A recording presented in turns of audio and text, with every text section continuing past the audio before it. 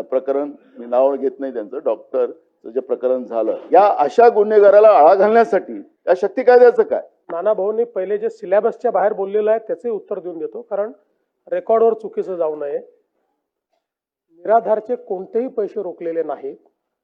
उलट आता व्यवस्था अशी केली आहे, पूर्वी निराधारचे पैसे कलेक्टरकडे, तिथनं खाली, आता थेट खात्यात देतो.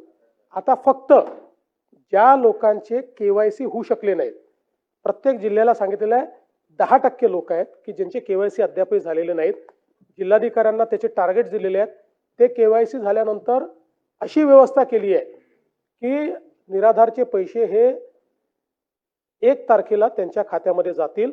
आणि म्हणून हा सिलेबसचा बाहेरचा प्रश्न असला तरी उगीच लोकांना वाटेल की आम्ही कुठले तरी हे पैसे थांबवलेले आहेत. दुसरं, आपण शक्ती कायद्याच्या संदर्भात सांगितलं.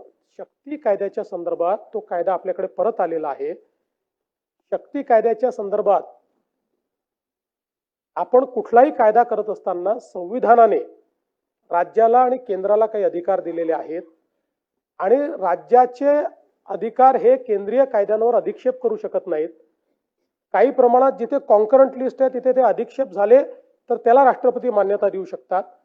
त्या पद्धतीनं आपला जो कायदा आहे, हा कायदा हा संविधानाने आपल्याला दिलेल्या अधिकारांचा अधिक्षेप करणारा आहे आणि म्हणून त्यांनी आपल्याला परत केला. आणि आपलाच नाही तर ज्या कायद्याकडे बघून आपण हा कायदा तयार केला तोही कायदा मंजूर होऊ शकला नाही.